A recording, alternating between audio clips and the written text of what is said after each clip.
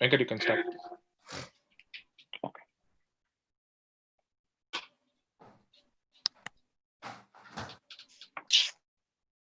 Welcome everyone. Good afternoon. I'm Venkat Muthu from PDXA1 Realty Group for Oregon First. Thank you very much for joining with us this afternoon. So many folks earlier asked me, hey, what is a PDXA1? Why the named as a PDXA1? So many people asked me, and even I answered them. But I want to share a little bit about the PDXA1. So PDX-A1, PDX is basically a short form of Portland. So A1 in the urban language, A1 is called it's a A1 grade or excellent or it's a super kind of thing. So thing is basically we want to give our excellent service to the customers, clients, and everyone. That's the reason we named as a PDX-A1. We want to give always our excellence to the customers, our clients, and community. Okay, so that's the name of PDX-A1. So yeah, this is our another big show.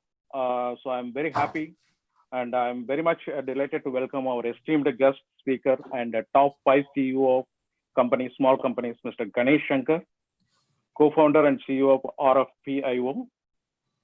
Welcome, Ganesh. Congratulations on being a top 5 CEO. Thanks, Venkat. Appreciate you guys inviting me. Couldn't be excited. Yeah. Also, today I'd like to welcome our speakers. There are another 4 great people joining today, and going to chat with Mr. Ganesh.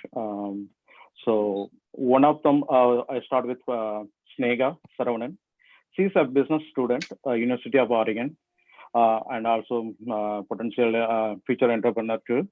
So I welcome Snega. And another one, Asha Santosh. She's working in a reputed company. So welcome, Asha. And Mogan Rajendran, very much everyone knows. He's another, he's an entrepreneur as well as working in a company. Welcome, Mogan. And Ajay Naveen. He's also working in a reputed company in Hillsborough. Also, he's a potential upcoming entrepreneur. Welcome, Ajay. Please join with Ganesh. And it's all yours now. Good luck. Looking forward to a great show. Cool. Thank you, Venkat. So good afternoon, everybody. Thanks for tuning in. This is a great opportunity. We love to thank PDX-A1 for this excellent opportunity, not just identifying one of our greatest entrepreneurs in our community, like Ganesh, but also giving opportunity to the other individuals in the community to come forward and then speak with, and then network with CEOs who have gone through the entrepreneurial journey, right? And then share their experiences, something very unique and then very motivating and inspiring. We had one such inspiring talk last week, and then I'm hoping this will be another excellent talk and then sharing of experiences from Ganesh. So I'm going to quickly so the way it's going to happen is we're going to ask a few questions to Ganesh, and then in the end we'll kind of open up for the audience to ask questions. So right now everybody should be muted, and then towards the end when we open up for questions, we will give you opportunity to talk, or if you just want to chat or plug in your questions in the chat window, that's fine too, and we will ask you, we'll ask those questions on behalf of you, right? So without much further ado, just want to introduce Ganesh. So Ganesh is the co-founder and CEO of RFPIO. It's a Portland-based company working to improve the response management process, which Ganesh would talk in detail, what this company is about. It was founded in 2015, and the company has expanded to up to 60,000 users worldwide. It's one of the fastest growing companies in the West Coast. And they have supported more than $20 billion in RFP responses. And their growth has been phenomenal. In the last 4 or 5 years, the growth was up to 250% increase in the growth, and then their employee base has also increased. So they have people working here in Oregon and also in India, the development centers. And Ganesh will talk and share more about that, right? And then they have a wide range of clientele, both in the States as well as in India. So welcome, Ganesh. It's a pleasure and an honor to have you on the show, as well as thank you for sharing your experiences. Thanks, Ajay. I appreciate it. I'm happy to be here. Thanks, Venkat, for inviting me. We were discussing before, I didn't know much of you folks, so I appreciate giving me an opportunity to share my experience. Again, take it with a grain of salt. Whatever I'm sharing, it's going to be based on my journey in the last 4 or 5 years. But whatever it's worth, you can take it. Sure. Thank you, Ganesh. So I'm going to start with something very interesting, something unique that not much of us know except your close friends or circle, right?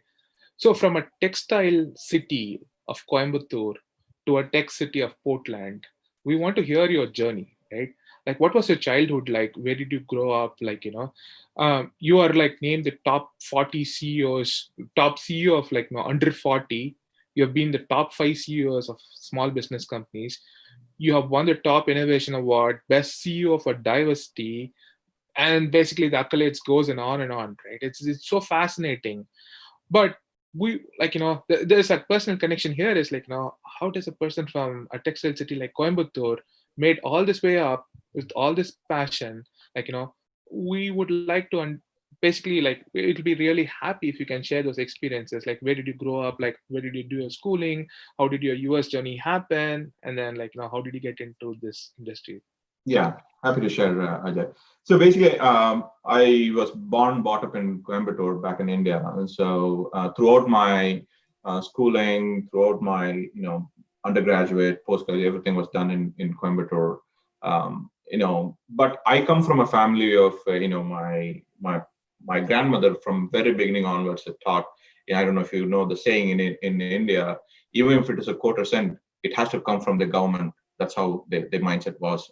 My father is a state government employee. My father's brother is a colonel in the army. So always we've been taught to do a work. That's how my dad was growing up. My close relatives were growing up. So none of my background was into business. So but somewhere that caught me into and like a bug for me when the very early on stage, probably even in school, during the school time, I was planning to do something on my own. I never wanted to go to put myself into a 9 to 5 job, but obviously I did work for almost 10 years before starting this company. But my passion was towards starting something on my own. So to kind of answer your question on how this the journey of me coming from Coimbatore to US happened, not in my wildest dream I would have ever imagined I would come to the US. Basically I'm not an engineer.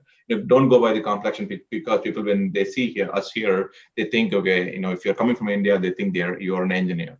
I did not do my engineering background, nor I did BSc computer technology, and then I did my master's in MBA in business administration.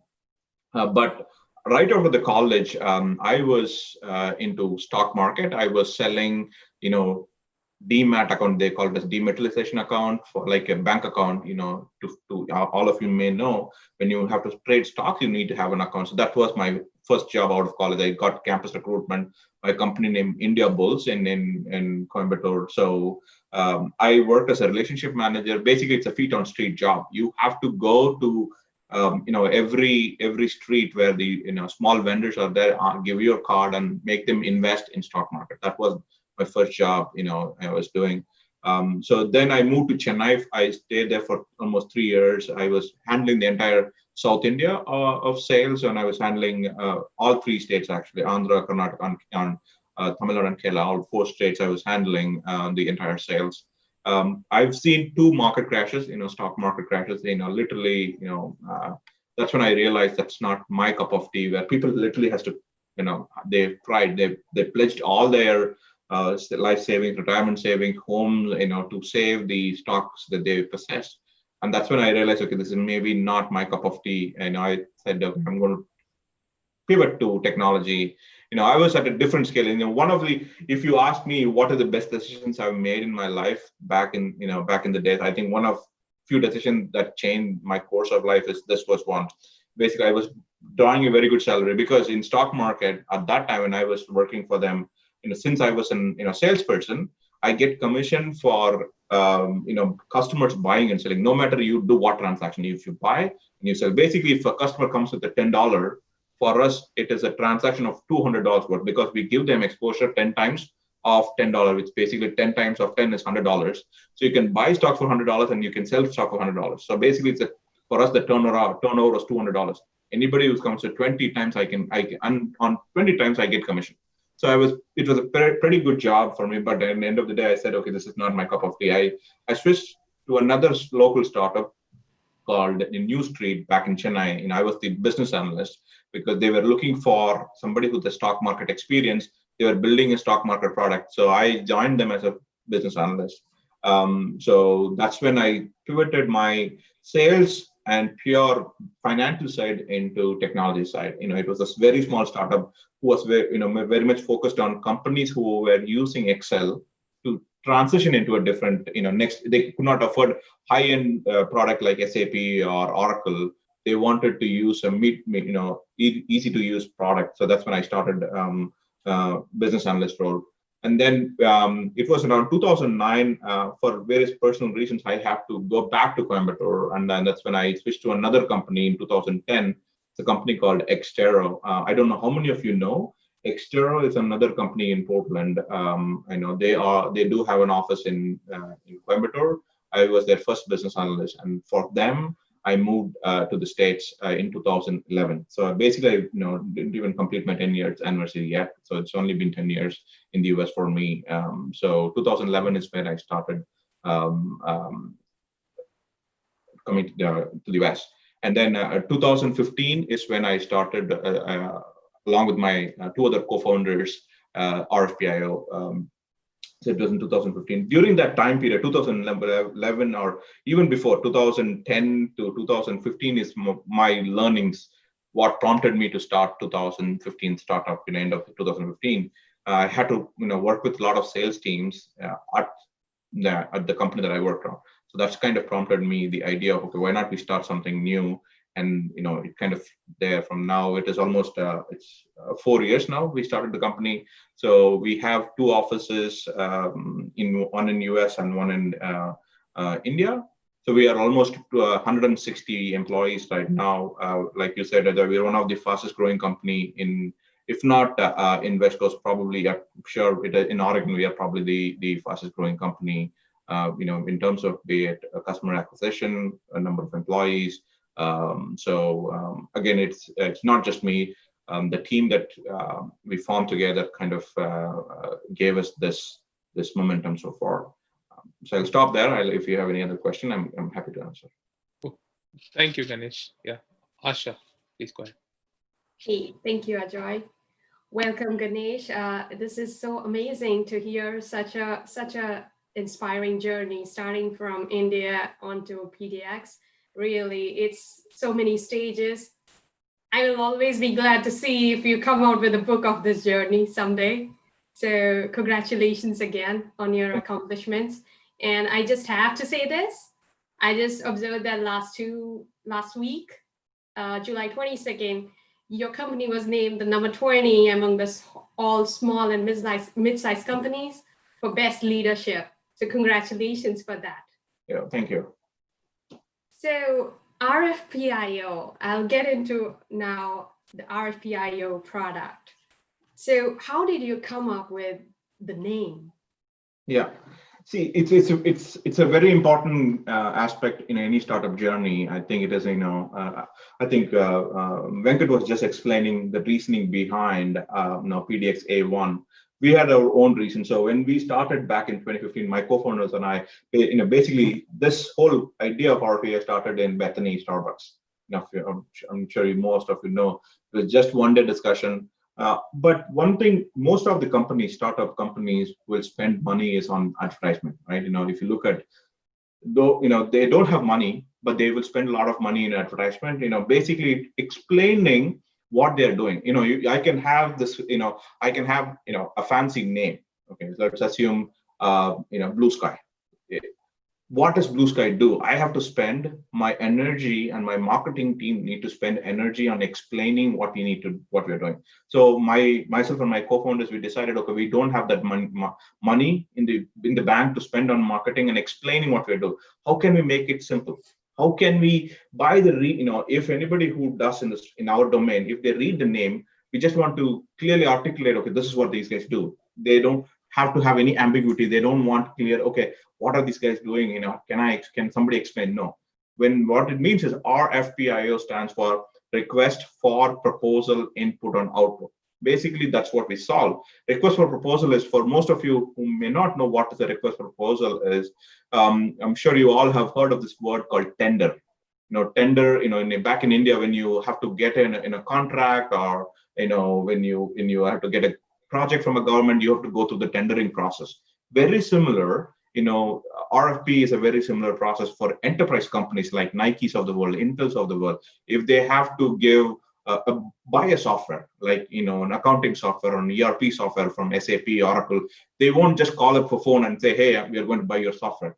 They will issue an RFP, very similar to tendering process. That's where we come into play. We are used by, there are two sides of this coin I was just talking about, right? There is a buying side, Nike is a buyer, and vendors, SAP, Oracle, are sellers. So we focus exclusively on the selling side. We are not on the buying side. So basically ours is like, you can imagine, like how most of you are in technology, can imagine like a Atlassian's Jira product. It is all internally used. So for us, it's a very similar process, where when somebody is responding to an RFP, say for example, our customers, Salesforce is a customer today. When they try to sell their product to Nike, Nike will say, okay, not only pricing we need technology, we need security, we need your financial standing, everything Nike will ask those vendors to provide them. So again, that document, basically Nike will prepare a document of questions. Imagine like it's a glorified questionnaire. So the questionnaire will be sent to these vendors. Basically, the salesperson who interacts with Nike or Intel gets the document, and they cannot answer everything. They have to go and rely on other team members. When it comes to product team, when it comes to legal, they have to check with their lawyers. When it comes to financial, they have to check with their finance team. So many interdepartmental collaboration need to happen even to put together this final document. So that's where we come into play. We help our customers to internally collaborate. So if I'm even in this group, right, we are about 25 people here, I have to collaborate with Venkat. I have to send 15 questions to Asha. I can send that through RFPIO. I don't need to send it a document. If you don't have a platform like us, I have to send Asha these 25 questions. Here you go. Venkat, there's another 15 questions. Now, after you complete it, I get that, and I have to consolidate. I have to make it a big, long document. It is what if you're using Times New Roman, if Venkat is using Arial, as a sales rep, now I'm breaking my head to make sure the document looks nice and clean. It's all consistent from the beginning, start to beginning, so I can submit back to the customer in a very nicely looking form. It is way too expensive, and it is way too time consuming. That's what we solve. We help companies to collaborate internally to gather those information and make it very consistent process that they can submit to the customer and win the deal. Basically help them to get the deal. It's not just project; it could be anything. All our customers. So we now serve almost 1,000 customers. We help companies. Almost 16 of Fortune 100 companies, like with Google, Amazon, Facebook, Cignas of the world, or BlackRock, Visa. So we have very big companies who help use our product to collaborate internally. And finally, when everybody is done, the sales rep can, with a click of a button, they get this final nicely looking proposal they can submit back to the customer. And that's what the name is, RFPIO. So request for proposal can go input and easily get an output. So that's it. And we didn't have to spend $1 on explaining what we do. Does it answer your question, Asha? Absolutely. You actually took over my other question, which was to how can we really give a non-technical definition of what is a request for proposal process? So it's amazing. Thank you so much, Ganesh. Yeah. With that being said, I will pass on now to Mohan here to go ahead with his question. Okay. Oh, thank you, Asha. Welcome, Ganesh, and thank you, Venkat, PDX-A1, for the opportunity to ask my friend Ganesh. Like, we usually hang out like there, like, outside, but never got a chance to get this much of detail about his story, about his journey. So welcome, Ankit. Welcome, Ganesh. So while I mean, like, based on what you explained, like, I watched your, like, the 1 minute video of on your website. Actually, like, is it possible to just play that? And so that actually, gives like more visuals. Like, is it a 1 minute video, right? Is it Yeah, possible for you maybe to I'll. share it and show now? I was not prepared because I don't think I have an option to. Oh, okay. share it. Yeah, probably, like, Yeah. those who are interested can go and watch it. Like, so that's a fantastic visual for, like, that talks about, like, whatever. There's a history of that video also, Mohan. And we'll talk about that. But there is a reason why we kept it that video. There are few. If anybody's interested to put together some certain videos like that, I'm happy to talk. Oh, awesome. Yeah. Okay. So coming to my question, so for startup, like, you might have, like, many challenges and stuff. Like, so what are the factors that you considered, like, before you start RFPIO? And also, I'll just, like, add a related question, and also, like, can you touch upon, like, some of the, like, since you have offshore and on-site, like, can you touch upon some of the visa and immigration challenges that you had to overcome? Yeah, absolutely, Mohan. So I came to the States on an L1B, not even an L1A. I was on L1B. Then I got into the EAD and green card. I was fortunate enough to be supported by my previous employer. So I was a director. At that time when I moved to the States, I was a director. So I was eligible for EB1. However, I did not wait for my green card at that time. So when I was in L1B, we started the company. Myself and my co-founders started the company. Like I said, I may be fortunate. I don't know the legal, intricacies, but I do know for sure, no matter what the status of your, again, I'm not a legal attorney here. Don't take my word as is, but I know one thing for sure is, your visa matter should not be an issue to start a company. Obviously, you cannot get paid by the company and there is no remuneration, but anybody in the world can start a company in the US. I know a couple of my friends, even they've never visited even US, but they have a US company because for local sales, they have a US LLC. So which means, you don't have to be in the US to start a company. So, and again, that was one of the guiding principles when we started. We said, okay, we're going to start the company. But fortunately, I had two other co-founders, which were extremely, humbled individuals who are one of them were in a citizenship, another one was in a green card situation. So I was the only one who was hanging around in the visa situation. So basically, I was ready to give up my job and go back to India and take care of the Indian operation. That's how my original plan was. So between three of us, Shankar and Sundar, I don't know how many of you know, they both live in Bethany actually. So we had a very complementing, skills. Like I said, I'm not an engineer. So though I run a technology company, if you ask me a little bit detailed question on, any technology, be it Java or Angular, that's Greek for me. I don't know what you're talking about. That's how much capacity I have. But that's where my other co-founder Sundar came into picture. Sundar is really geek. You can talk about any technology. You talk about machine learning. You talk about artificial intelligence. He can talk hours and hours to make you go through that process. Shankar, on the other hand, completely was into the operation side. So he has, like Mohan was explaining, he come from the services background. He was working at Satyam for almost 15-20 years. So he has managed multi-million-dollar transactions or projects. So he comes with that experience. So I was from sales experience. So all three of us complemented. So I was basically sales and marketing. Sundar was managing technology, and Shankar was managing operation. Anything to do with finance, legal, and Shankar was managing. But at one point of time, with my green card not coming, I was thinking to go back to India to take care of the Indian operations, to let one of them to drive the company from the US. But for me, in fact, my wife and I, we went to India. We attended school interviews for our kid to put together in the school.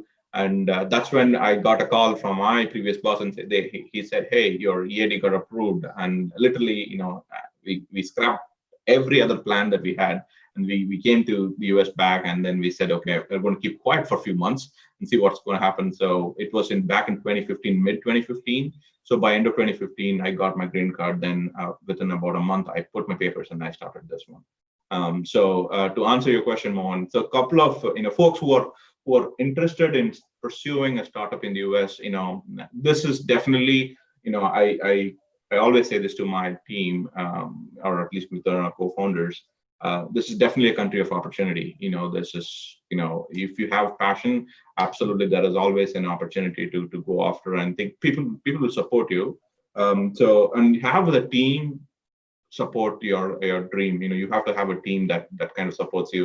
I don't know how many of you read books, and I was recently reading a book called 0 to 1 by Peter Thiel, the co-founder of PayPal. If you guys have time, I would highly recommend anybody who's aspiring to become an entrepreneur, to want to start up a startup, focus on this book called 0 to 1. It's a very good book. When I was just listening to the Audible, you have it in our Washington library, so you can spend a few hours. I guarantee it's worth it.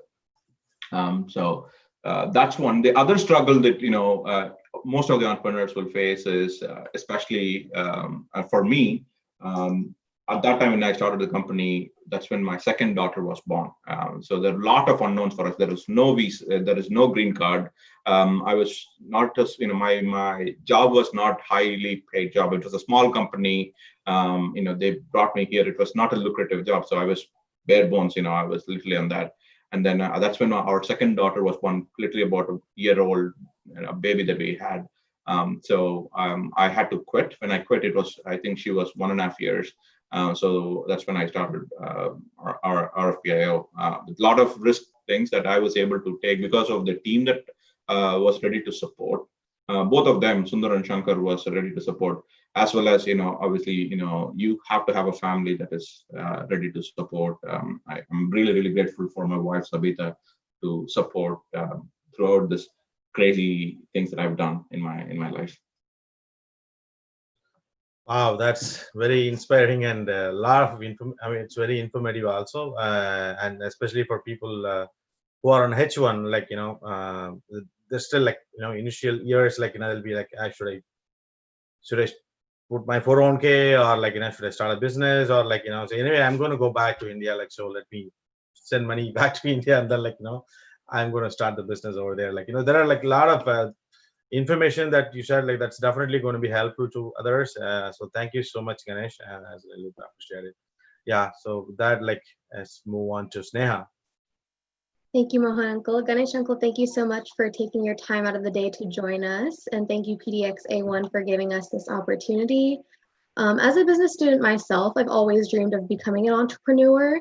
And I'm aware that it's a very complicated process. It's not something that comes easy. So can you expand a little bit more on what your inspiration was for becoming an entrepreneur, more about how your idea for the business came about, and how did you know you had the right idea? Did you have to vet out different company ideas before that? Can you expand a little bit more on that, please? Yeah, absolutely. One thing I did had, and as an instinct, it's probably, you can call it, in one way you can call it as selfishness, or one way you call it as shrewdness, or but one thing I never cheated or back talked somebody behind. But every part of my life, whoever was my friend, my colleague, one thing I've always noticed: can I work with them? Can I hire them? Can they hire me? That's how I always look at it. Somebody may have to go on mute. Yeah, somebody. Ram Babu. Ram Babu. Oh yeah. Okay. So yeah, so what I was talking about is, every part of my life, even if I look back, probably it was like fire in myself, because all throughout my life, my grandmother or my parents or my surroundings were all 9 to 5, supportive folks. So nobody was there. So it was a kind of a fire to break out of the barrier I wanted to do. So I started even back in the school days. I started selling. I don't know how many of you know in India when in your area there, people come and give you like small electronics item. They sell you fan. They sell you small electronic item for a monthly or a monthly collection. They come and collect from me. So I and my friends started that business, starting selling small electronic items to the neighborhood, and we started collecting money. It didn't go well, then we after a few years we even we started an oil business. When I say oil business, one of our friends was folks from India may know, they on the two-wheelers, the 4-stroke two-wheelers or 2-stroke bikes, that if you have driven, you have to change the engine oil every few months. Similarly, what you do here, one of our known person had a factory of preparing engine oil. So what they do is they do everything good will be exported, or they give anything scrap, they kind of sell it on the site. We buy it and we sell it to the local mechanic. So we have done that. Again, it didn't go well. So every part of my, again, it is not all planned. It was not ever planned. I want to become like this. It was just happened in my life, and I wanted to pursue something or the other outside of something, not to go into an office 9 to 5. That was my goal. I was ready to do something, go sell this thing, go sell oil, anything I can do, but I just didn't want to put myself into 9 to 5. But at one point of time, when I did my master's degree, I think that's when I realized, okay, there are very few, I'm not saying people who, got out of in the middle of the college or didn't have a proper background, did not, perform well. There are extremely, great entrepreneurs who have done this. But the chances of getting good at an entrepreneurship is much better if you get, I'm not saying if you don't have an experience, you will not succeed. I'm saying the chances of you getting succeeded is better, or there's a better odds if you have the enough experience and the folks surrounding you. So the folks surrounding you is very important. The team that you choose is very important. I cannot say how important that team is. And no matter how big I know the idea is, how brilliant the product is, how big the other thing. If you don't have the right team, you will not be able to succeed. And you have to have the family support also. It is very important. Those things are important. So for you, if you're planning to start something down the line, Sneha, so my recommendation is, watch out for folks who can have a same chemistry, who's same passionate about the same ideas. It could be crazy idea, it doesn't matter. It could be go rob a bank. I'm not saying go rob a bank, but the team who has that idea should share the same passion, same thing, and then that's when, if you're on North Pole and somebody's on South Pole, it's not good. Whereas if in a good way, having another thing I will so as a sure I'll talk about as an entrepreneur is starting as a single entrepreneur is very tough, as you don't try to solve the whole world problem by yourself. It is very tough.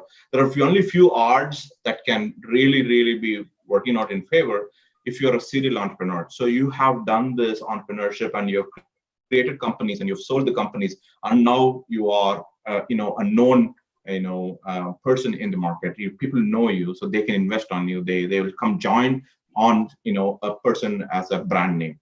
But if you're starting for the first time entrepreneur, don't try to solve. Well, your important focus is to form a team. The team also, again, don't form something. Okay, somebody meeting in a coffee shop, then you're getting into a business conversation, then start. You should get to know them at least for a few years before even come together. That is so important. So team is important, because every entrepreneur and every investor will know product ideas get pivoted. You may start at some point, and it is very much possible that you are on a different point when you grow the company, when you scale the company. Like us, when we started, we were just serving one use case. Now we serve almost 20, 30 different use cases, though our name still stays the same, but we serve other use cases. So stay focused on what you do and the team. And one thing I would, like I said, every part of my life, I've always thought about, okay, can I work with this person? Can they hire me? Will I rehire them? So that's how I look. You can call it selfishness, you can call it anyway, but I feel like it is the right way for me to think. And if you look at today, all the key people that we have in RFPIO are people we have worked before. So the first 10 people, you can say 10 to 15 people in RFPIO, they still are there. That's why, one other unknown factor. So far we have, been in business for almost 4 years. We have not lost single engineer. No one has left us, in Coimbatore. So whoever joined us from the beginning, they continue to grow with us. But the key is the first key people that we hired are all known people. They share the same passion. Although they are not co-founders, but they are fully vested into this company's success. Awesome. Thank you so much, Ganesh Uncle. That's amazing advice. And with that, I'll pass it on to Ajay Uncle for his next question. Thank you.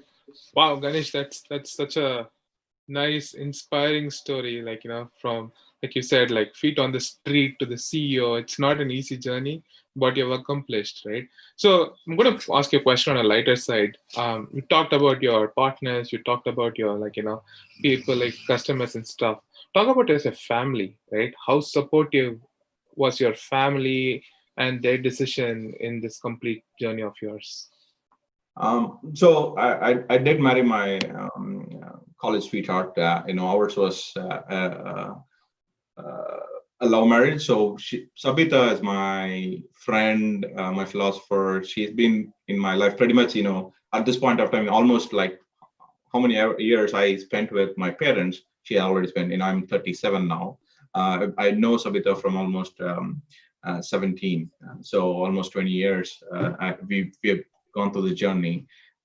So one important thing, she's, by her nature, she's an entrepreneur herself, but what I've seen from her is she has sacrificed a lot just because of my career, and she has to sell her business. She has to wind up. She is almost about to pursue PhD. She did not pursue, so she has to put a stop. It's all because of me. I have to tell that. I have to acknowledge that, because she said, okay, somebody has to sacrifice in the home to do that. I think it was her doing that sacrifice. So my job was to pursue my dream. When I started the company way back in 2015, like I said, it was very tough time, because I'm again, to go back. I'm not coming from a wealthy family. It is a middle class family. Every month, my dad's salary was important for us to run a family. I did not do masters in US, and my dad took an educational loan for my MBA, and he one thing my dad was very persistent is he wanted me to study. He wanted, and although I was not a student, I was a very average student. But I was good at everything. When I say I did not fail, but I did not succeed. I was not the topper in the class. I was an average student, but I was in everything. You can say, I was in games. I was in these management activities. I was in studies. But I was pretty much, wetting my feet pretty much in everything. But a master of all, or jack of all trades, and a master of none. You can call me like that. But when the reason why I say that is my dad was very inspirational for me at that time, and then my wife, who kind of sacrificed a lot of things. Even I think it's most of you can acknowledge. For most of you out here, probably in my age or in the one generation above, we can say every complaint about our parents. If you look back, they have sacrificed their entire generation for us to be successful.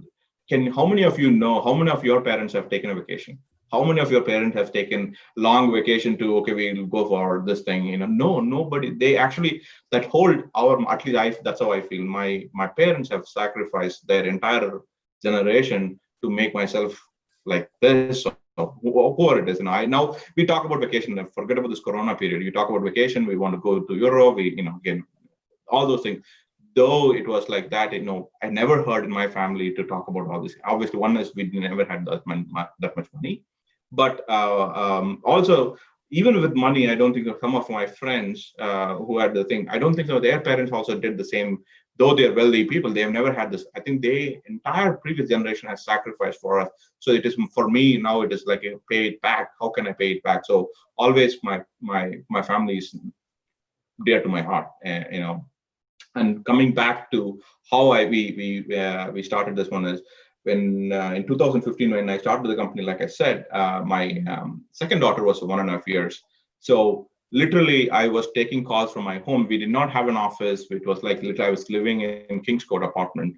It was brutal, I should say, because I was the sales guy. Every Wednesday, I'm sure people who live in Kings Court, you guys know, every Wednesday, this lawnmower comes in. You cannot take calls. It's a blowing thing. It's here. So I have to go to the opposite, Fred Meyer. I've taken calls from the Fred Meyer's Starbucks. Then it was right next to the Baskin Robbins, and I've taken that. I've taken from McDonald's thing. So at that time, it was very difficult for me to manage the startup and as well as my family. I think I have to acknowledge that. But one great thing my wife did is she said, I'm going to go to India. So though after I started the company, so she took both the kids and she went back to India for 8 months. I mean, she was there. She did, or 6.5 months she was there. So that gave me an opportunity to stabilize the company, do the initial market study, and do the initial customer attraction acquisition. That's what helped. But I think if I had myself drowned in this side, probably I would not have able to focus on business at the initial stages for almost first year. So I think that sacrifice, it was hard with 2 kids, and I don't see them. Obviously technology was there, but still missing them was a thing. But I think it was all credit to my wife, who took that courage and said, okay, I'm going to pack my bags and I'm going to go to India. So you focus on business right here. And that worked out. I don't know if things will work out for others, but it worked out for me. Does it answer your question? Yes, thank you. So it kind of like, validates the fact behind every successful man, there is a woman behind it. And I think in your case it was right. Yeah. Well, thank you, Ganesh. Now on happy wife and a happy life for sure. Yeah. So Ganesh, we hope you get the same answer when you're giving the interview from office also. Like now you're working from home. Good. Yeah, Asha, go ahead. Yeah. Thank you, Ajay. And I again thank you, Venkat, for giving us this amazing opportunity, and to PDX1 so that we can connect to such brilliant minds here. So Ganesh, you are the Chief Executive Officer of RFPIO. When it comes to handling such a great position, comes with a lot of responsibilities. So what are the top 3, if you can share with us, things you like about being a CEO? Things you may dislike about being a CEO?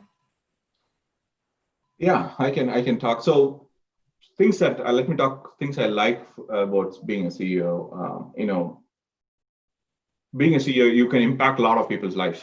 To be honest, you can as long as you are progressing in the right way, you do have an impact. Every decision I make, today it impacts 150 families, 150 employees. So it's very important for us to be very mindful and to be very responsible. And it gives you a lot of very proud moments. It is a big thing that you have to carry on your shoulder, but it is a lot of proud moments where when employees come and say, hey, we absolutely love this environment to work. So again, goes back to 4 years before 4 or 5 years before I was an employee. I was not a born entrepreneur. I was not serial entrepreneur. 4 or 5 years before I was an employee. Now that I'm an employer, how can I forget the things that I came from? When I was an employee, I had certain expectation from my manager. I expected my boss to behave certain ways. I expected my manager to give me responsibilities. I expected my manager to recognize me. Now that I'm the manager or the CEO, how can I forget those things? So I think the fundamental thing that we always, and myself, Sundar and Shankar, people at RFPIO, we strongly believe is, none of us are entrepreneurs by before RFPIO. All of us started working and then came. So when we do that, any decision that we take, we make sure how will we as an employee react if this was done to us. Every decision that we make, most of and obviously at this scale, we cannot make everybody happy. That's the bad part. You cannot make everyone happy, but at least we take an approach where we make majority of the employees happy. Where can we address majority of the employees, right? That is one thing I really like about being a CEO. You make an impact on the community, you make an impact on individuals. So there's so much of things. And one thing is, you can drive your destiny. I said drive your destiny. Things have changed day and night. Being an entrepreneur for us, quality of life It's completely, again, I'm not talking just purely from a money perspective. It's a way of thinking. Your network will change. Your people who get attracted towards that, that whole network ecosystem will change as you get into this CEO status. Again, it depends on the individual. If you take it to head and you carry yourself like that, it's a different story. But as long as you know how to properly use that network, it's a great position to be in. Again, that comes up with the price. Let me talk about the negative things. CEO is not an easy. Anything that goes in the company, first thing that it hits CEO. If things go right, it's great. We are all celebrating, and I'm happy. If things go south, the first person to get affected is going to be me. I have to take the responsibility of that. It is not easy. It is, one thing what I realized is, as the company grows, as the company, as we bring in managers, as we bring in more VPs, your power, your responsibility gets more, your power will diminish. I'm sure you will know. I cannot make a decision today. I cannot make a decision, okay, like that, do that. I have to consult. It was not the case when I was small 5-employee company. I was able to make a decision just like that. Today we are 150 plus. I cannot make a decision just like that because I have to consult. I have to think everybody think. So your power will diminish. So don't get, when the CEO of a bigger company, they are powerless actually. But people will respect. There is so much of respect, out of the position itself. They command. They cannot demand, but they can command the respect. I think that's what I was thinking. Again, things are, especially when you're growing, since I'm one of the founders and I had the luxury of making things happen very quickly, I had the benefit before, but now we are growing big. Things may get slower. That frustrates you. That's the bad part of CEO. You know this thing can be done in 2 minutes, but you don't want to do it because it's just not the way. If everything can be done by one person, then why do company needs people? And everything can be done by one person. So it is you will feel like your hands are tied as a CEO. When you have every power in the company, but at times you feel your hands are tied. That is one of the things I don't really like. But again, I have to live. That's the reality of it. I have to live with it. Yeah. Awesome.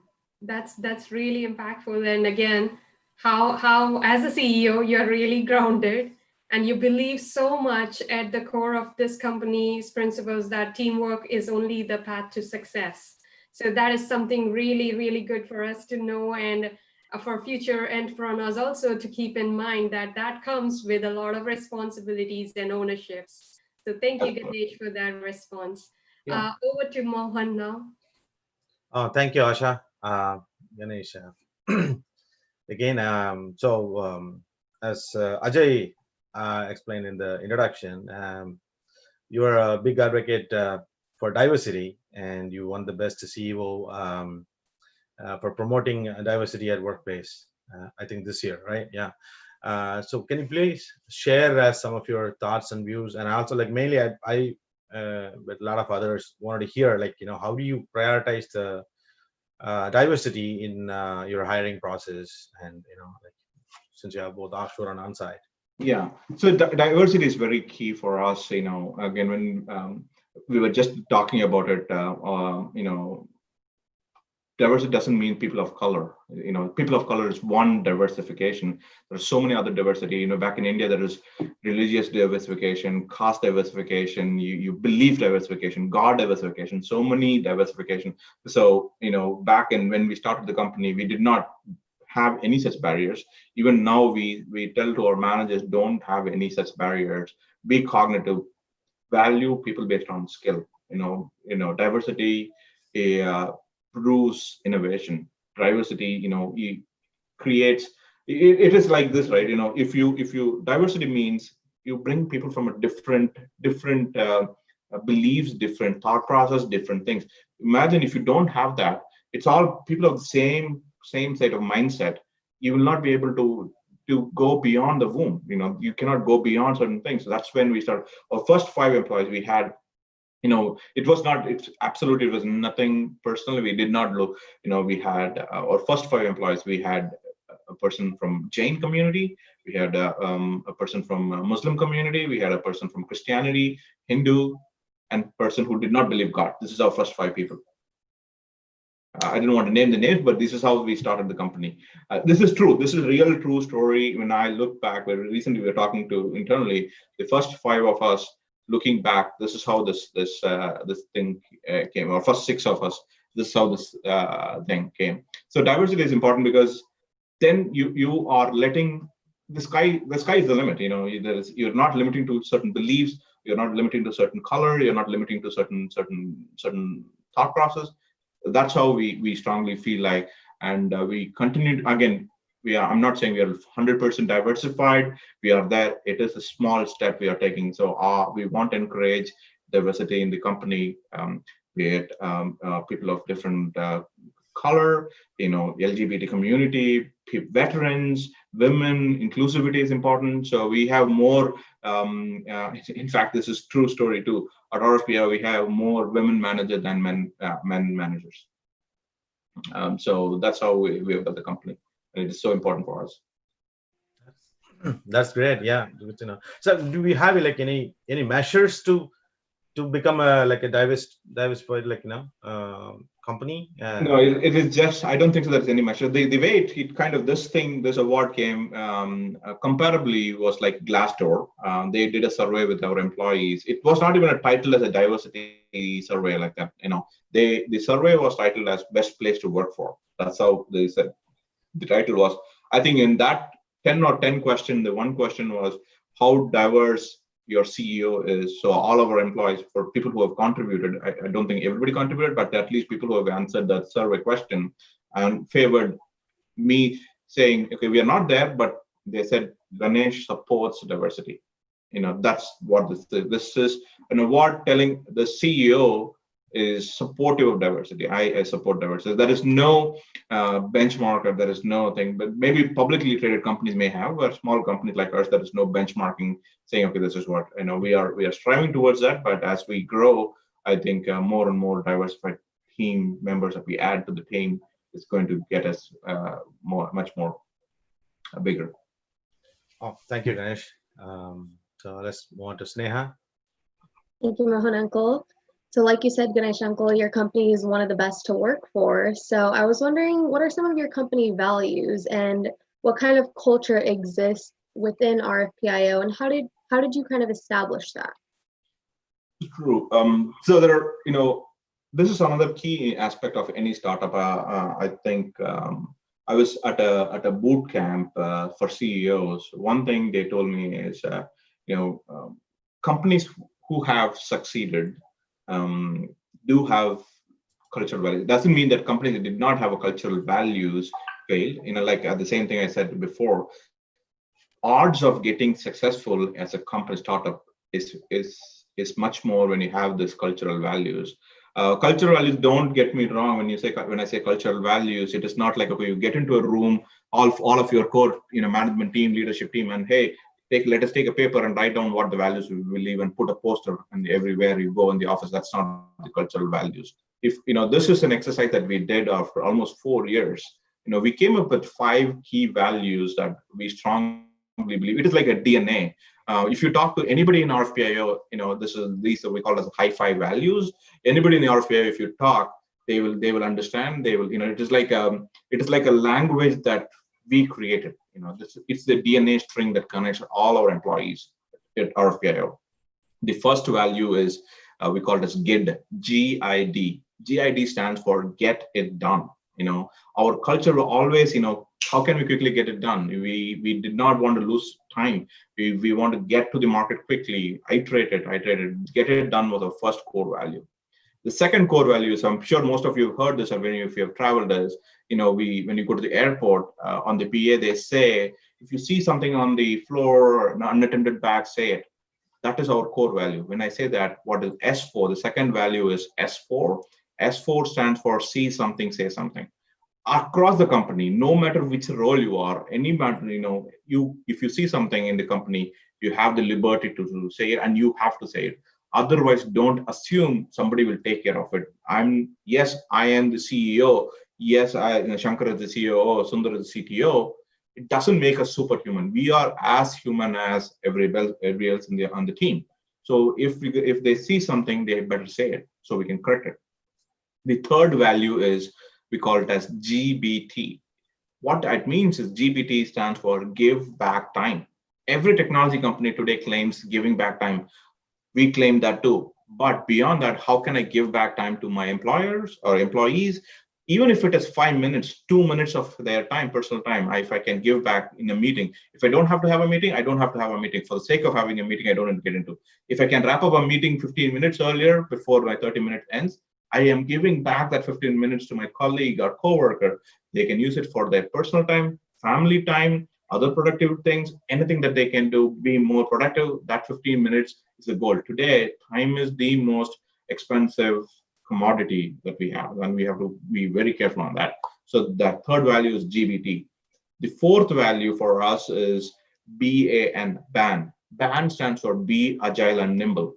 Always that's been our secret sauce at the company. The features that we develop, the customers, big companies like Symantec, Broadcom, Salesforce, they have said they've never worked with a vendor or a software company like RFPIO. How quick we are, how quickly we can adapt, how quickly we can bring the features to the market, it is second to none in their experience. I'm talking about these are massive companies. So BAN is another thing. And the final piece is so important for everybody across the company is called DMC. DMC stands for don't mess with customer. That's fifth value. So anybody across, customer can be wrong, customer could be unhappy, customer could be defensive. No matter what the customer is, don't get defensive. Just take it cool, be calm, hear what they say, and move on. Don't mess with the customer. So those are the 5 key values that we strongly believe. Everybody talks about it, and one or the other way. When we do something in the company, either I have to give back time, or I see something. Even I see something, even if I'm an entry-level person, I don't see a tissue paper in the hall. I have to say it. If I don't see a water bottle full up, I have to say it. Just giving you some examples of that. Or it could be at a product level. If the salesperson demos a product and they say, and don't say, okay, QA person will take care of the bug. If they see a bug, they don't need to wait. Somebody will take care. The product manager will take it. The salesperson need to report that. Until they say it, how do the other person know? So that's the whole cultural values that we have maintained. These are really, really important. And this is something we have worked almost 4 years to kind of understand what is the few things that we believe in. Every company have their own beliefs. If I look back 4 years, these are the 5 values we felt truly represents RFPIO as a company. That's amazing. It's definitely important that everyone feels like they have a voice, and your company seems like they're doing an absolute amazing job of that. Yeah. With that, I'll pass it on to Ajoy Uncle. Cool. Thank you, Sneha. So yeah, we're kind of approaching the top of the hour. So I just want to quickly take another round of questions from our interviewers, and then finally I'll close it to the rapid fire question session. Is that fine with you, Ganesh? Yeah, it seems like there's already a question on the chat window. Yeah, actually, let's go ahead and at least take the chat question, right? So yeah. So what is the barrier getting an entry into bigger name brand companies as your clients? So there are a few things that we did really well. It didn't happen on day one. Our first Fortune customer was LinkedIn. Maybe our 10th or 15th customer was LinkedIn. We now have almost 1,000 customers, like I said. But the way it progressed is, we did certain things really, really well. We took one use case, and what we did was that use case, no one else can beat us. In fact, we patented it. We perfected to the core. No one else can beat us like that. Even till now, no one else can do certain way of document processing that we do. That did not land us into this big banners, but what we did is it's a larger strategy. We call this go-to-market strategy. We spent quite a lot of energy in the beginning when we started the company. My first hire beyond this core engineering team and the founders was not a salesperson, because a lot of time what we ended up doing is, okay, we'll hire the salesperson to go sell it. We did not hire a salesperson. Rather, we hired a marketing person. Where they contributed a lot of content, educated the market, and we did quite a lot of energy and spend our energy on what they called as SEO, search engine optimization. Anywhere you go, even now, if you Google for RFP software or RFP automation, we will be the number one on us. There will be ads from Google, but number one is us. So that's how we landed these companies. So in fact, LinkedIn came to our website. Somewhere they Googled RFP and they ended up going to our website and they said, okay, we want to see a demo. That's how it started off. So it is not like, okay, we had some connection or anything. It's completely pure inbound. We call it as inbound lead that came from. But for that inbound, you need to have a very big content strategy. You need to have a very good website. You need to have an SEO properly done. Anything.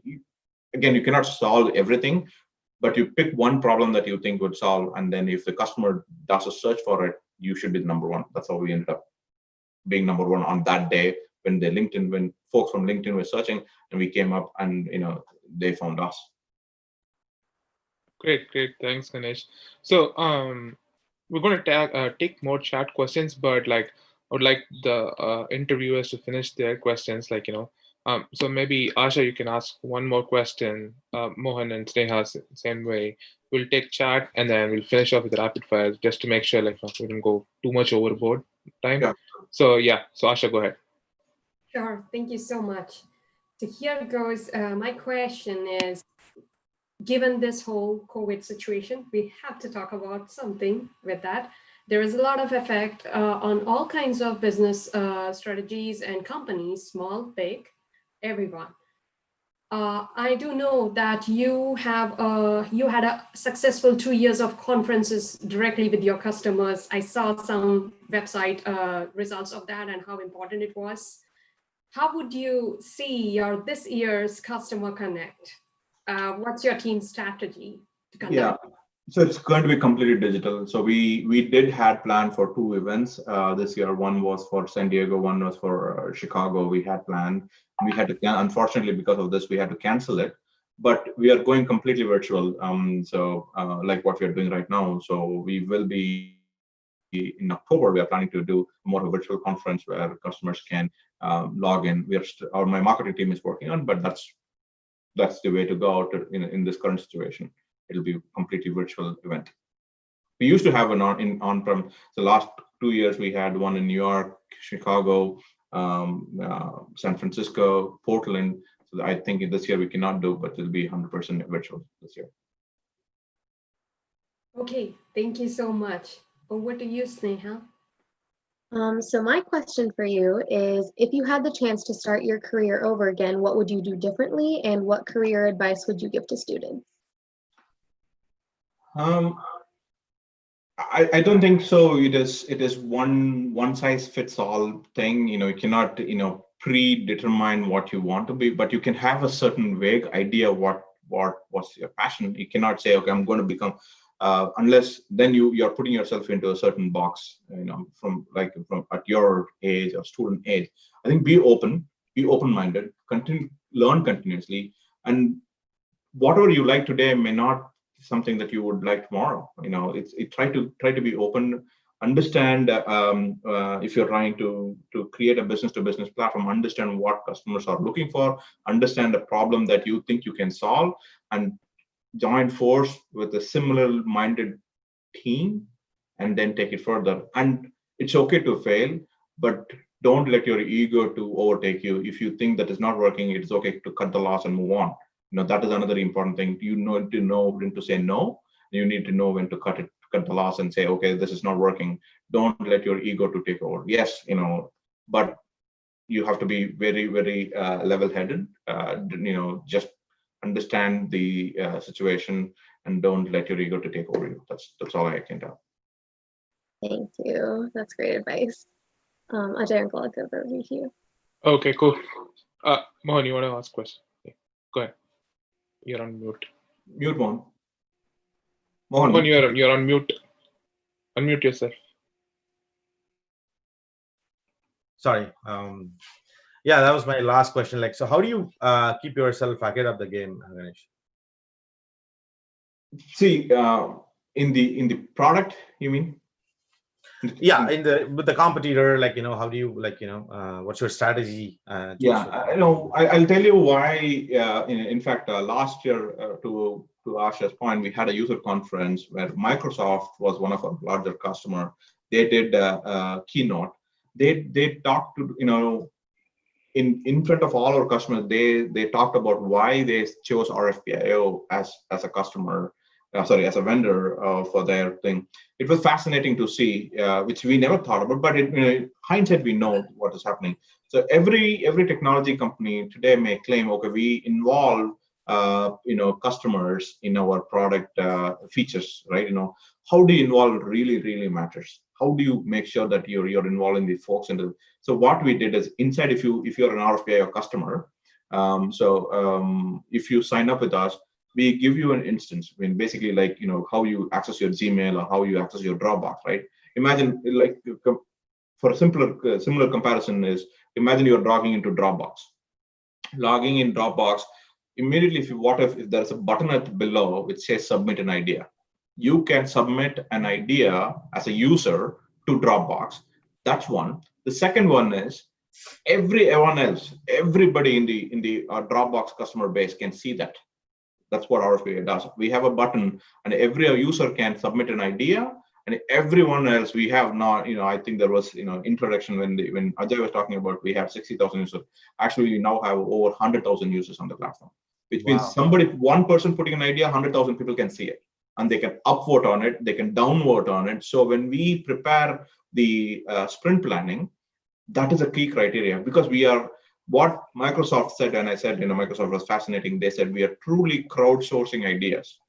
We are actually, with S4, when I talked about S4, we crowdsource idea from internal teams, from customer success team, sales team, marketing team. They can put an S4 on the product. For outside world, we have the submit an idea concept. So it's kind of an evaluation of what is the current market need, what are people expecting, because sometimes, yes, we are a B2B application. Nobody, trained you on Facebook. Nobody trained somebody on Gmail. Nobody trained on LinkedIn. How billions of people are accessing. The same people, when they go to the office, they cannot flip the switch and say, okay, I'm now accessing a very complex solution, right? How can I access LinkedIn without a training? Same thing they are expecting when accessing RFPIO. How can we make it so easy for the users? And at the same time, we have to be, feature rich. People need to understand, and they have to solve the problem that they are trying to, the application need to solve the problem that they are trying to solve, right? That's how we keep our product up to date. Like I said, I don't think so. At the enterprise class with this major company, no one else. I can guaranteedly say no other companies even can come. One of our customers, in fact, very recently was talking to. This became like a pricing negotiation. The customer was asking for a cheaper, or a lower price, and literally this was his word. He said, "Your product is a Ferrari, but in the market there is no Lamborghini. There is no other product that I can compare. I have Civic, you have a Ferrari. Yes, great, but I have to go to my manager and say these are the two options, but I cannot pay. I have to have a middle ground. So you guys have to come down. We had to come down on the pricing, but we did not come to Civic price. But we truly innovate, and we patented it. There are a lot of key aspects. It's also part of the team. Myself, Sundar, and Shankar, all of us come from a product background. We had at one point of time managed product, so we had a product management experience. So that also is kind of helping us to keep ahead of the competition. Wonderful. Awesome. Wow. Fantastic. Yes, looks like we should have a session 2 with you. Yeah, I think we should bring back Ganesh again. But yeah, a lot of inspiring stuff, a lot of you shared your experiences, which are I think those are the greatest learnings for anybody who's looking up to you, or who's wanting to be an entrepreneur, right? And then these are the life experiences, I believe, again, will influence their decisions, bring more clarity in terms of decision making, right? So there is a whole bunch of questions left, but again, in the interest of time, we couldn't cover everything. I'm kind of going to wrap up this session with a rapid fire round of questions, and then we'll take all the questions on the chat, and then we call it a wrap for this show today. So Ganesh, we all 4 of us are going to ask you 3 questions each, the rapid fire questions, just 1-word answers, like, this is just kind of a easy going round, right? How do we pass? Can I say pass? I think that's not an option. You just have to. Okay, so I'm going to start with my rapid fire questions. Idli or dosa? Definitely dosa. Okay. Texting or talking? Talking. What's your favorite junk food?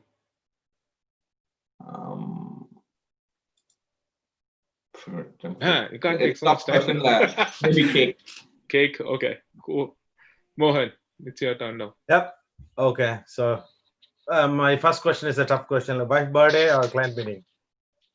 What? Wife's birthday or client meeting? This is a different. You're putting your spot. Actually, you have to ask Abhida, but at the early stage of my career or the company, it was client meeting for sure because I understand the need. But now it's wife's birthday. I think I got it. Okay, cool. So the second one is like giving presents or getting presents? Always, I think I believe in giving. If somebody has gave me, that's why I'm here. I think I should do it as a pay forward. Giving is more. Nice, nice. Kauai or Coimbatore? Coimbatore, not Coimbatore or something. Coimbatore. I was going to ask that. Coimbatore. Great, Yeah, great. that's how Asha, my go ahead. question, Thank you. Okay, be ready, Ganesh. Invisibility or super strength? I think strength is matters. Invisibility doesn't matter for me. It's strength, I think. Awesome. Tea or coffee? I used to be a coffee person, but I think as I getting older, I think I'm becoming more tea person. A green tea person, maybe? No, regular Indian, regular with milk and sugar. Okay, great. Silicon Valley or PDX? Definitely PDX. Awesome. Thank you. Cool. Thank you. Neha? Yes, Neha, go ahead. Okay, so my question is for you. What do you do first thing in the morning? Check my emails. Facebook or Twitter? Facebook. And what is your personal or professional motto?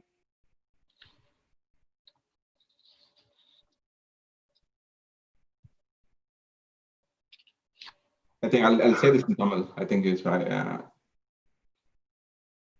நல்லது நினை நல்லதை செய் உனக்கு நல்லது நடக்கும்.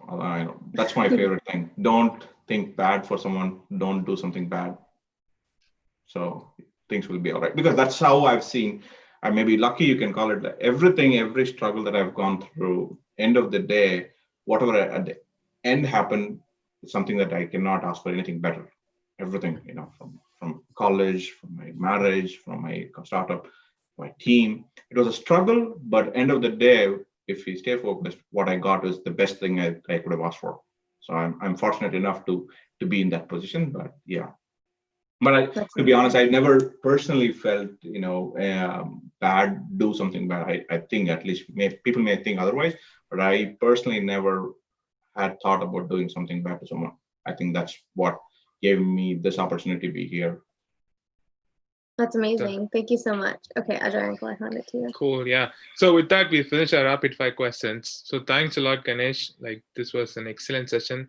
There was a key learning for everybody. And then thanks, Venkat, for organizing this session and then bringing on, identifying Ganesh, letting people in PDX know about such a budding entrepreneur. I shouldn't say budding entrepreneur, probably he's becoming one of the fastest growing CEOs in the West Coast, right? So we wish you all the very best, and we wish to have you back again, with more success and more glory. With that, we'll go to the chat session and then probably take those questions on the chat. So what's your biggest, I'm going to check questions from each one of those chats. Yeah, I think one of the questions is what is your best advice or recommendations to the growing small business entrepreneurs? Don't try to solve every problem yourself, and don't try to boil the ocean. Few things, like I said, team is important, and stay focused on one or two things that you can solve and do it really, really well. Try to be the best out of it. Don't try to copy anybody. Make sure no one even can come closer to that. As you scale, there will be plenty of opportunity to mimic someone else, to explore other things. But when you start as a small company, stay focused on the team and make sure, again, as a entrepreneur, sometimes when you start up the company, you will not have you still want attract the best minds, best engineers, best, why would they come from Google or Facebook to you? It is best, the only thing you can offer them is not the stock. Yeah, stock option, everybody can do it. It's the environment for them to open their wings. Just be open for it. Don't try to say I'm an entrepreneur. I'm controlling this company. Without, if you're not scaling, if you don't have 10, 15 customers, paying customers outside of your first circle, you are really not a company. So don't worry about giving equity, giving somebody, okay, can somebody take my ideas and do this? No. People have don't be scared of things. Don't be scared of discussing your ideas with someone. People it's not easy to start something on their own. Everybody can talk about it, but it is not easy. So don't put yourself into this small box of, okay, if I share my ideas, somebody will take in. That is how you can attract talent. That is where you can explain your passion. That's where you can attract the right folks to your team. So just stay focused on that. Thank you. Can you share your experience on your first customer?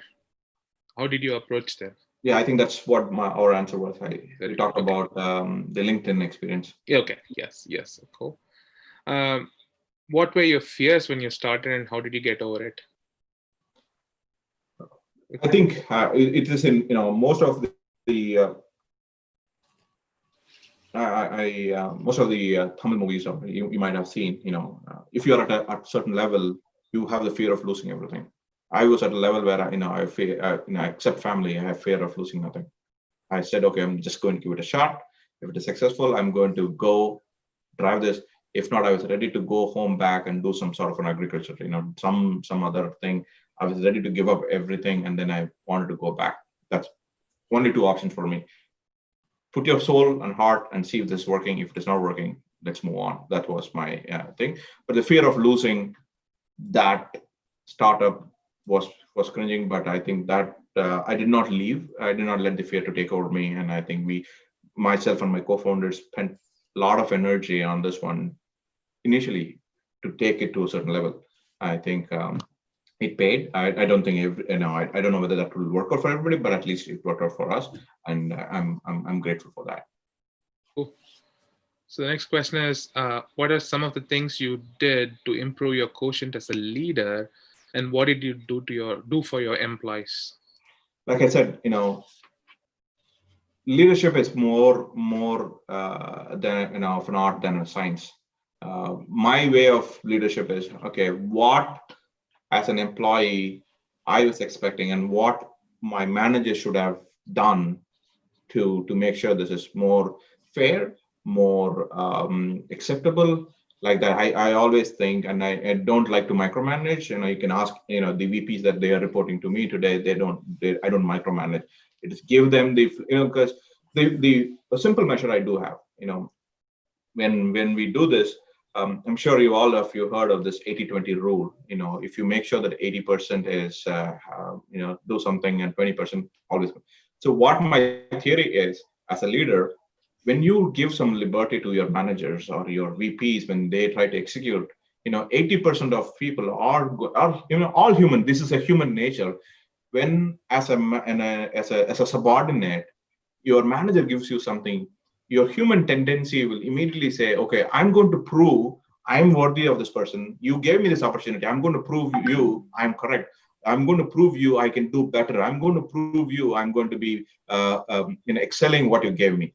There is going to be 20% of scenario where people are going to slack, people are going to screw it up, but the profit, or when I say profit, the outcome of 80% of individuals who are doing better completely oversees the 20% of the loss that you're making. So I strongly believe to give the opportunity to make sure I trust the employees, and I trust, trust is an important, my co-founder Sundar says, trust is always a two-way street. It is not one-way street. You cannot just, have your employee trust on you and you don't trust on them. It is two-way street. You have to trust them, because I know for sure when somebody don't trust you, what will happen? No, I think trusting is very important, and the employees or my managers also know, if they spoil the trust, what is going to be the implication? Gaining back my trust is very very much hard, but that's the game that we are playing here. And we have to trust each other, and it is like similarly with between the co-founders, it is when you start a startup, it is like a marriage. Truly, it is like a marriage. Yes, there are three people involved, but it is the trust factor that kind of binds the group together. Cool. Thank you. Okay, so couple more questions, and then we do a wrap up. So, how does your company support women and moms returning back to work after a break from career to support their family? We have done that in India mainly from an again, we are at this scale of company. We're not in a position where at least we have not explored visa sponsorship or anything like that. But anybody, the way like I said, the diversity is important. The way we have looked at it is always look person as an individual, and with their skill set, no matter the break. And I think that's one of the reasons why we don't give, even in India, where people do give a lot of importance to your college degrees and your experience. We don't do that at all. So we have people who did not even go to college. We have people who did not finish their quote unquote your certificate of course completion. We do have people like that. Similarly, we have people especially in India, we have given opportunities to moms who completed some had some work experience, and then they took a break to bring their family, and then they want to come back. We have given opportunity. We have few of such moms back in India. So again, I'm not saying it's mission accomplished. It's a slow step towards that. Always if there is this talent and skill that individual possess, no matter what the break is, if that individual has this talent and skill that we need now, then we are open to talk. Cool. Thank you. So you might have touched on this, but any mistake you wished you could have avoided during your initial years of business? Yeah. So one thing, another piece of advice I would give you guys, or who is aspiring to become an entrepreneur, which is probably what I did to, there's so much of noise in the social media public today. Oh, this company is raising funds. This company raised $2 million. This company is raising $50 million. This company is raising $100 million. That is what goes around. In fact, I was carried away by like that. When we started the company, fundraising was a key thing. We have to raise fund. Didn't realize what is the funds going to be used for, right? But if I had to go back, I would not do another fundraising. We raised $25 million from a private equity company from Los Angeles. But do we really needed that? Actually speaking, no. But I will not worry about it. If I have to redo it, I will not do it. But if now I don't give too much of worry, because that gave us that money in the bank, gave us a confidence to go higher to test something. I would not have done it, but it's okay. If I look back, our business was truly a customer funded business. Customers started funding. We have customers pay 3 years upfront. They've not 1 year upfront is very common in a SaaS business. We have customers who have paid all 3 years. In 2017, they paid for 2018, 2019, and 2020 in the beginning of the year. So I think that's where your customer shows the trust of a product like this one. So the bottom line there is, don't get carried away. Okay, I need funds. Focus on building a team, focus on building a product, and focus on customer acquisition. Bringing on 1, 2, 10 customers, paying customers outside of your close circle, not the friends and friends of friends. I'm talking about really, truly a third circle customers. Validates your product, that's a product market fit. Focus on that. If you're CEO today, my advice would be focus 50% of your time should be on building, bringing new customers to your business, and 30% of your time should be spent on bringing on the right team. 20% should be on fundraising. It is always the other way. People spend way more time. At least even in my case, I spent 50% of my time when we started this company was focusing on fundraising. How can I raise funds? How can I raise funds? How can I raise funds? I should have focused on how can I bring customers? How can I bring more customers? It's like it is not a chicken and egg story here. It is a clear customer, bringing on customer, precludes everything, overtakes any other priorities that you have. If you have the right customers, you'll be able to attract right employees, you'll be able to attract right, again, not to brag, today pretty much you name a large scale, I'm talking about pretty large scale VC firm or a PE firm, we have a contact today. I have the opportunity to talk to them. I can knock their door if I need money, but we are not looking for money. I don't need their money. Essentially, we are giving up the company. You don't need to do that if you find the right product and you believe there is a scope for it. And initial days could be struggle. Try to focus on gather that money through your friends and family or your known acquaintance. Don't hang up. Okay, I need to know this VC. I need to go after this big giant company to invest on us. That's not how it works. Cool. Thank you, Ganesh. So one last question on the chat. Who's the best person to share or basically validate your idea, whether it's a good or a bad idea? Should be your co-founders. You need to find the people whom you think is a sounding board, or have mentors. Ideally co-founders. If you don't have right co-founders, it should be mentors. Like I said, it is not like you just pick up a phone and a random phone and call somebody. It has to be a work in progress model. You need to know the person, and their background. So co-founding team, or you have to have the right mentors to bounce off your ideas, good or bad. You need to have. That's my beginning of this thing. Don't try to solve everything by yourself. You need to have a sounding board.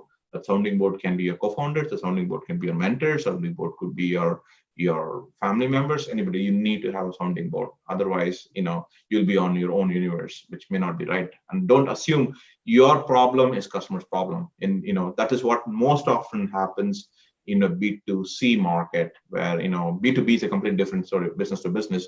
When it comes to business to consumer, people generally think the problem that they have, oh, I'm not able to order food online, I'm not able to get, doesn't mean that everyone else has the same problem. It's people generally immediately get to that small box of, okay, if I have the problem, everyone else has the same problem. Don't assume that.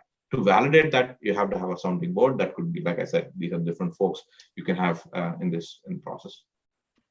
Great. So super awesome. Thank you so much. It was a great, engaging, and an enlightening session for all of us. And then people watching on Zoom or Facebook Live or YouTube, I'm sure history will talk for itself. RFPIO coming from the streets of Bethany to Wall Street, that's something that we're going to see soon, I believe, right? And then you coming from a textile city to a tech city and establishing yourself, your career, your family support, and your journey. Hearing all the stories has been phenomenal, right? It sounded like a movie. Probably I wish they could make a movie from you about your life story, right? But yeah, thank you so much. I think we will open the floor. If anybody wants to ask questions, maybe we'll take one or two and then probably call it a wrap, and then we can finish it. So people on chat on Zoom, if someone wants to talk to Ganesh or ask a question, you are most welcome to do that.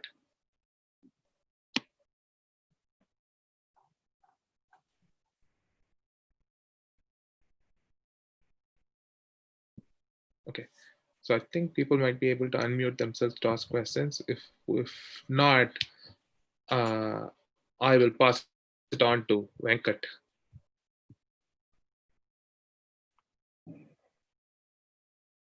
Thank you. Thank you so much, Ajay and team. And thank you, Ganesh, for inspiring story. This is really awesome. Usually we used to open 15 to 20 minutes for a question and answer session at the end, but unfortunately today we already running out of time. So if nobody have a questions, we're going to end our session. Yeah. So our ultimate goal is to bringing all the talents, identify all the talents, and bringing all the talents to the limelight and give the community to the best. As I said in the beginning, we are trying to give the excellent to our customers and to our community and clients. So that's what we are trying. So we are just in case if there is any small minor mistakes, please forgive us. We will try to improve ourselves, and we give the best in the coming session.